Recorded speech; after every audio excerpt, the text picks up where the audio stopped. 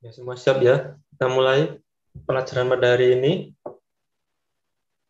Sebelum memulai pelajaran, saya minta kepada Mas Tony Nugroho Saputra untuk mengawali berdoa, Mas. Silakan, Mas Tony. Ya, kepada teman-teman semuanya, sebelum kita memulai acara, mari kita berdoa menurut agama dan kepercayaan masing-masing. Doa mulai.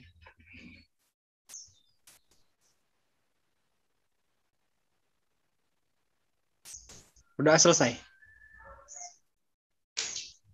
Ya, saya akan share screen dulu ya.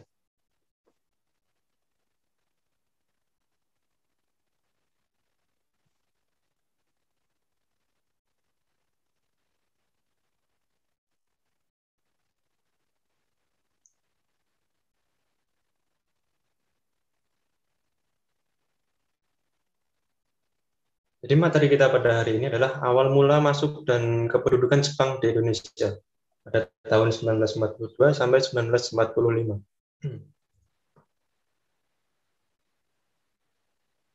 Tujuan utama Jepang menduduki dan menyerang Hindia Belanda adalah untuk menguasai sumber alam, khususnya yaitu minyak bumi.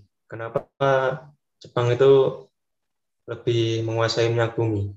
Ada yang tahu kenapa? Kenapa nggak sumber alam lainnya seperti bahan pokok atau apa gitu? Ada yang tahu? Karena Jepang basicnya tentara, Pak. Jadi harus butuh minyak yang banyak. Iya, benar sekali ya dari Mbak Finan.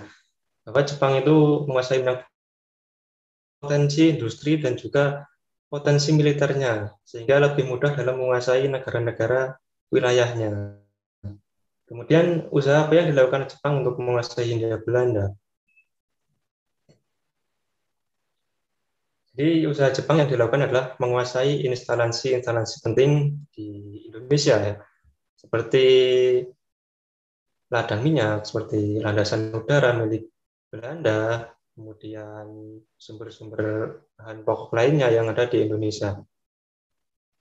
Awal kedatangan Jepang, yang pertama Jepang datang ke Indonesia itu di Tarakan, Kalimantan Utara, dengan menyerang kilang minyak ya, atau ladang minyak milik Belanda dan juga landasan udara milik Belanda pada tanggal 11 Januari 1942.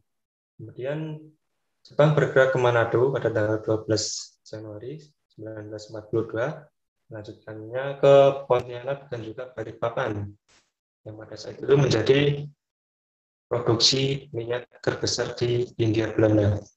Kemudian Banjarmasin, Samarinda, dan Palembang berhasil dikuasai 3 Februari 1942. Dan yang terakhir yaitu Jepang berhasil menguasai Jawa pada tanggal 5 Februari dimulai dari Surabaya. Kenapa Jepang menguasai Jawa itu terakhir? Mungkin ada yang bisa menjelaskan. Mas Tony mungkin ya. Kenapa Mas Tony? Iya Pak, gimana tadi Pak pertanyaannya Pak? Oh ya, jadi bertanya kenapa Jepang itu menguasai Jawa itu paling akhir, Mas? Karena mungkin penjelajahannya mereka sudah selesai seperti di pulau-pulaunya seperti Kalimantan, Sumatera. Mungkin karena sumber daya alamnya di Jawa mungkin sedikit. Ya, iya, terima kasih. Jawabannya Mas Tony. Jadi Jepang itu menguasai Jawa itu yang terakhir karena merupakan pusat dari pemerintahan Hindia Belanda ya. Jadi pusatnya itu di Jawa, makanya Jepang itu menyerangnya itu akhir ya. Kemudian bergerak ke Bogor dan Bandung pada 5 Maret 1942. Pada tanggal 8 Maret 1942, Belanda menyerahkan Pasir kepada Jepang di Kalijati, Subang, Jawa Barat. Setelah Belanda tidak mampu menahan serangan-serangan yang dilakukan oleh Jepang.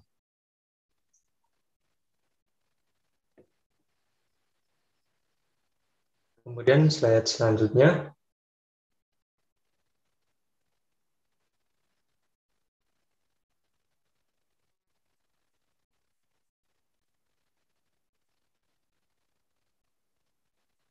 Ya, slide selanjutnya minta tolong untuk ditampilkan.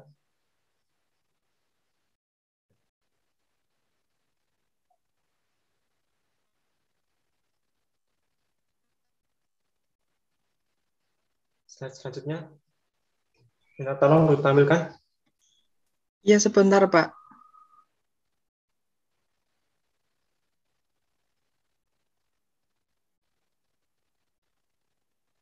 Sebenarnya ada kesalahan teknis ya. Ini kita tunggu dulu ya. Mungkin karena sinyalnya atau mungkin karena jaringannya yang kurang bagus nih.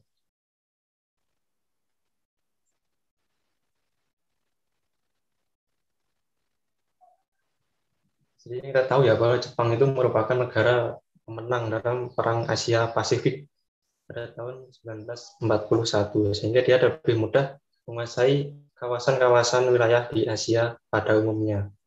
Tidak seperti Belanda yang hanya menguasai Indonesia saja.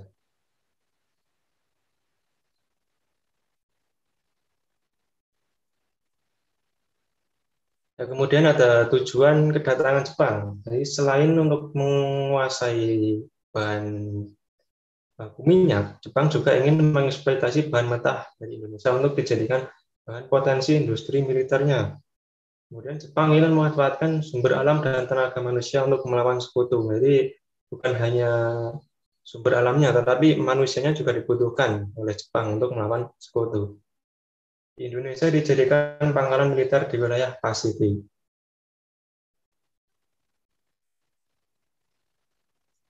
Selanjutnya, Mas.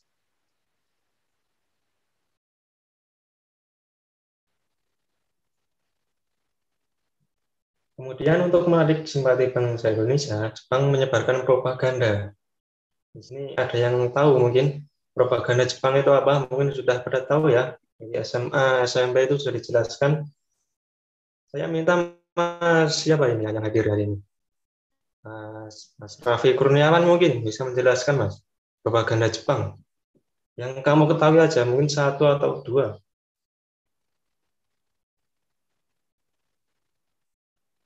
Halo Mas Raffi, apakah mendengar suara saya Mas?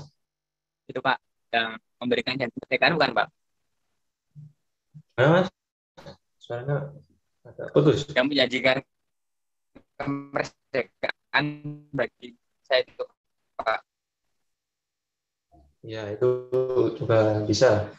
Mungkin saya minta kepada Mas Sipa Anggara ini. Halo Mas Sipa Anggara. Ya Pak Anas. Ya, mungkin Mas Sipa tahu ya, atau bisa menjelaskan tentang propaganda Jepang itu apa saja sih Mas? Untuk pengetahuan Mas Sipa saja. Oh, ya Pak, mungkin menurut saya propaganda Jepang yang diberikan atau ditawarkan kepada rakyat Indonesia adalah Jepang pemimpin Asia, Jepang apa ya Pak? Lupa ya Pak yang lainnya Pak. Saya Ya, mungkin ya. bisa membantu. Iya, silakan Mas Aris ya ini ya. Ya, Jepang cahaya Asia, Jepang pemimpin Asia, Jepang pelindung Asia mungkin. Yang sayangnya seperti itu Pak Anas. Ya, sangat benar sekali ya Mas Aris ya. Slide selanjutnya Mas bisa ditampilkan. Jadi propaganda Jepang ini adalah gerakan 3A ya, yang disebutkan Mas Aris dan Mas Siva tadi benar, yaitu Jepang adalah cahaya Asia, Jepang adalah pelindung Asia, dan Jepang adalah pemimpin Asia. Serta Jepang dan Indonesia berkedudukan sama. Jadi Jepang menyebut dirinya itu berkedudukan sama dengan Indonesia karena satu kawasan se-Asia ya. Jepang mengaku adalah saudara tua bangsa Indonesia. Bendera merah putih dan lagu Indonesia Raya boleh dikibarkan dan dinyanyikan berdampingan dengan bendera Jepang dan lagu kebangsaan Jepang. Jadi untuk menarik simpati bangsa Indonesia itu benderanya yang semula tidak boleh dikibarkan oleh Belanda, oleh Jepang ini boleh dikibarkan. Dan juga lagunya itu boleh diputar setelah lagu kebangsaan Jepang. Ada yang tahu mungkin bendera Jepang itu namanya apa dan juga lagunya namanya apa? Ini yang belum saya tanya siapa ini ya? Mungkin Mbak siapa? Mbak Citra Ningrum mungkin Mbak bisa tahu Mbak. Bendera Jepang itu apa Mbak? Maaf, nopo Pak?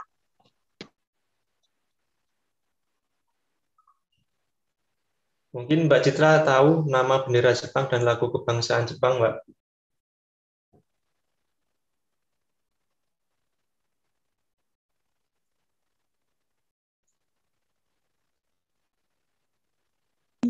Belum tahu, lupa. Belum tahu. Mungkin ada yang bisa membantu teman-temannya. Mbak Apa? Pinan, ya ini siapa ini? Saya Gading Firda. Oh ya, silahkan Mas Gading. Bisa diulangi pertanyaannya, Pak? Pertanyaannya nama bendera Jepang dan lagu kebangsaan Jepang, Mas Gading. Kalau benderanya belum tahu, kalau lagu kebangsaannya Kimigayo, Pak. Iya, benar ya. Jadi lagunya itu Kimigayo dan benderanya adalah Hinomaru ya. Jadi bendera Indonesia merah putih itu dikibarkan berdampingan dengan bendera Hinomaru milik Jepang, dan lagu Indonesia Raya boleh dinyanyikan setelah lagu kebangsaan Jepang yaitu Kimigayo. Kemudian dibolehkannya menggunakan bahasa Indonesia. Jadi pada zaman Belanda mungkin Indonesia itu tidak boleh menggunakan bahasa Indonesia. Dan saat ini pada masa pemerintahan Jepang, Indonesia boleh menggunakan bahasa Indonesia yang sebelumnya dilarang oleh Belanda. Kemudian slide selanjutnya.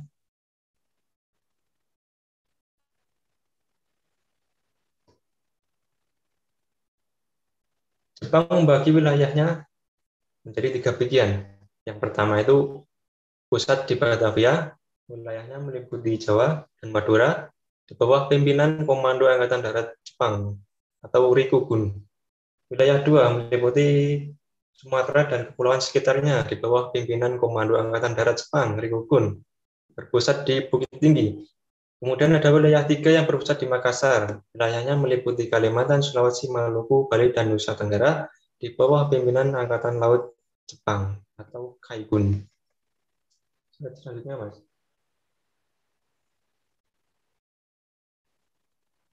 Ya, ada yang unik dari masa pimpinan Jepang ini ya. Jadi wilayah yang dipimpin itu disebut koti, sedangkan kepala pemerintahan itu disebut ko. Jadi misalnya di sini Mas Haris ini menguasai atau memimpin Solo ya. Jadi disebutnya itu Arisko memimpin Solo Koti, jadi seperti itu ya. Mas Toniko memimpin Surabaya Koti, jadi seperti itu. Mungkin selanjutnya Mas. Kependudukan Jepang pada tahun 1943 sampai 1945. Jadi apa saja yang dilakukan Jepang selama 3 tahun di Indonesia itu? Yang pertama itu Jepang membubarkan seluruh organisasi pergerakan nasional. Yang semula organisasi ini sangat aktif dalam pergerakan nasional melawan penjajah Belanda. Namun oleh Jepang ini dibubarkan. Membentuk organisasi propaganda Jepang dan juga militer dan semi militer.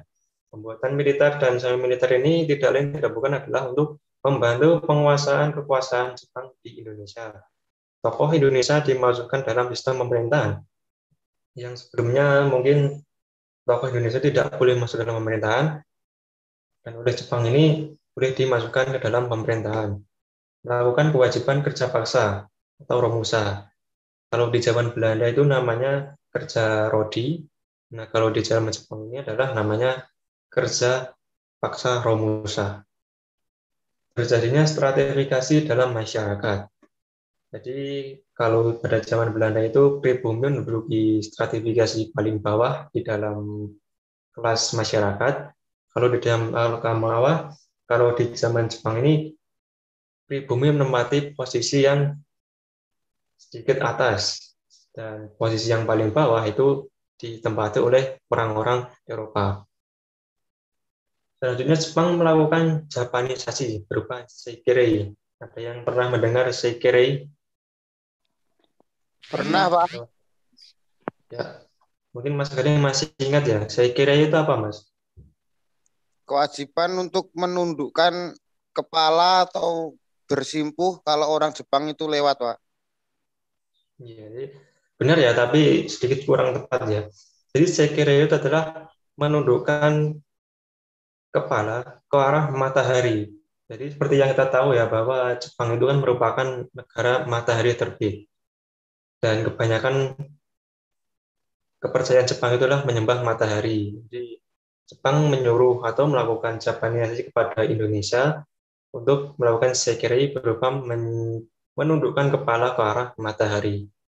Apakah itu disetujui oleh masyarakat Indonesia? Mungkin apakah disetujui, Mas Tony? Kalau saya mungkin tidak setuju, Pak. Iya, tidak setuju ya, karena pada tahun 1943 ini sudah banyak Islam di Indonesia. Kemudian wajib militer untuk para pemuda 18 sampai 25 tahun. Jadi pada usia kalian-kalian ini ya, jadi pada zaman dulu itu sudah wajib militer ya, Mas Tony ini usia berapa, Mas? Baru 19, Pak. 19 ya, jadi sudah masuk wajib militer belum, Mas? Pada zaman Jepang, Mas? Umur 19 harusnya sudah, Pak. Sudah ya, sudah. Jadi pada umur segitu kalian itu sudah menjadi militer Jepang ya, sudah belajar tentara itu. Sudah keren ya, kayak sekarang ya. Ngapain kalian sekarang? Rebahan, Pak. Saya lanjut ke rebahan.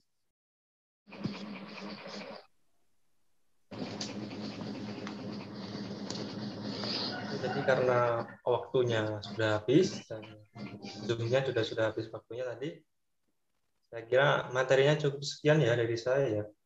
Ini saya absen dulu ya, yang tidak masuk hari ini siapa ya? Hadir semua kah? Hadir semua, Kayaknya Pak. hadir semua. Nihil, Saya Panggil aja Pak satu persatu Pak. Satu persatu ya. nihil, Pak. Ya ini ada absen pertama, Mas Hermawan hadir tidak ini? Hadir. Tadi hadir, Pak. Mungkin beladang Hadir ke ya? kantin, Pak.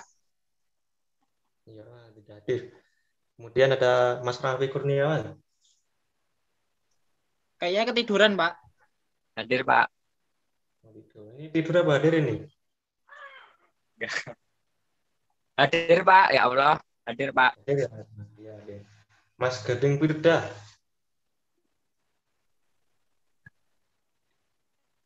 Tadi ada Pacaran, ya? Pak. Tadi Gimana, ke Mas? adik kelas. Gimana? Ada tadi, Pak. Ini saya alparan. Hadir. Ya, hadir ya. Tadi sempat menjawab ya Mas Gading ya, hadir ya. Kemudian ada Mas Aris. Ini bolos ya ini ya, Mas Aris ya. Hadir. Gua hadir. Saya kira bolos Hadir. sih. Kemudian ada Enggak dong. Mbak Citra nih. Mbak Citra. Hadir, Pak. Hadir ya, hadir.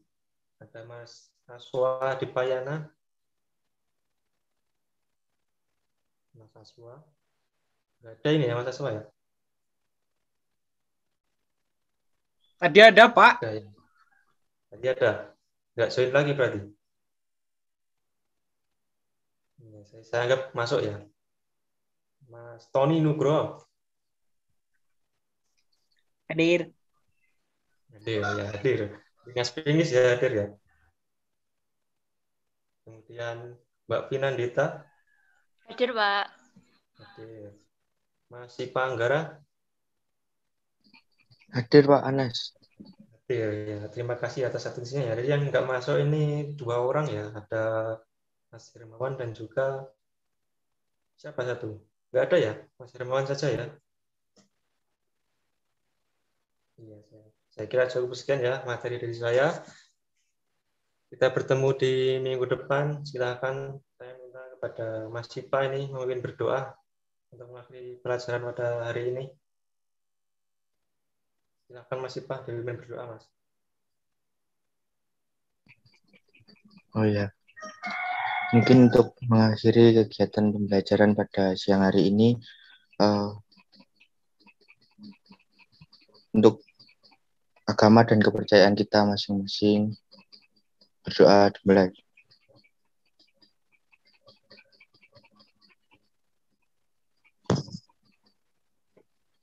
Berdoa selesai. Ya, atas atensinya semuanya. Kita bertemu di pertemuan selanjutnya. Wassalamualaikum warahmatullahi wabarakatuh. Waalaikumsalam warahmatullahi wabarakatuh. Waalaikumsalam warahmatullahi wabarakatuh. Yo sing ra meneng ra